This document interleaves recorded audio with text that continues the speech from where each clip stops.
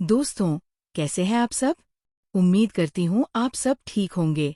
आज मैं आपको एक ऐसी कहानी सुनाने वाली हूँ जिसमें प्यार, सच्चाई और परिवार के रिश्तों के बीच बहुत बड़ा टकराव होने वाला है। ये कहानी है आर्यवर्धन और अनु की, और जैसे ही आप इसे सुनेंगे, आप खुद को उनके इमोशंस में डूबा हुआ पाएंगे। कहानी शुरू होती है माता रानी के मंदिर से। मंदिर की शांत वातावरण में, जहाँ चारों ओर फूलों की खुशबू और घंटियों की आवाज गूंज रही है, वहाँ आर्यवर्धन अपने दिल की सबसे बड़ी बात अनु से कहने आया है। उसने अनु का हाथ अपने हाथों में थामा और धीरे धीरे कहा, अनु, अगर तुम सच में मुझे प्यार करती हो, तो पहले मेरी जिंदगी की सच्चाई सुनो। मेरी जिंदगी में बहुत कुछ हुआ है, और मैं चाहता हूँ कि तुम पहले ये सब जानो। उसके बाद ही कोई कदम बढ़ाना। अनु ने उसकी आंखों में झांकते हुए कहा, मैं सब सुनने के लिए तैयार हूँ।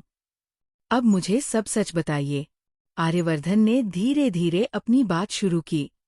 उसने कहा, मेरी पहली पत्नी राजनंदिनी थी। मैं उससे बेइंतहा प्यार करता था। हमारे प्यार की कोई मिसाल नहीं थी। लेकिन एक दिन एक अनहोनी हादसे ने मेरी जिंदगी बदल दी। राजनंदिनी हमसे चली गई। ये हादसा था या किसी की साजिश, आज तक मुझे इसका पता नहीं चला। उसके जाने के बाद मैंने कभी किसी के बारे में सोचा ही नहीं। इसलिए मैं नहीं चाहता कि तुम मेरी सच्चाई जाने बिना मुझसे प्यार करो। अनु थोड़ी चौंक कर पूछती है, क्या यही सब सच है?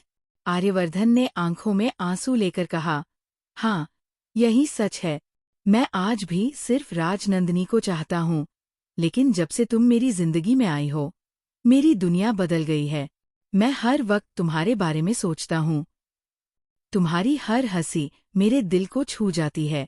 मैं जानना चाहता हूँ कि तुम मुझसे प्यार करती हो, और क्या तुम्हारे परिवार वाले इसे स्वीकार करेंगे? समाज हमारे लिए आसान नहीं है। हमारी राह में कई मुश्किलें हैं। अनु भावुक हो जाती है। उसकी आंखों में आंसू हैं, लेकिन वो हिम्मत दिखाती है। तभी आर्यवर्धन की माँ वहाँ आती है। उन्होंने देखा कि उनका बेटा अपने दिल की बात कह रहा है, और वो कहती है, मैंने हमेशा सुना कि मेरा बेटा तुम्हारी तारीफ करता है, लेकिन मुझे नहीं पता था कि उसने दिल दे दिया है। भगवान ने तुम्हें और आर्यवर्धन को मिलाया है। तुम्हें एक साथ होना चाहिए। अनु की खुशी का ठिकाना नहीं रहा। वह अपने दिल की धड़कने महसूस कर सकती थी। आर्यवर्धन ने फाइनल कहते हुए कहा, मैं अब तुम्हारे साथ शादी करना चाहता हूँ।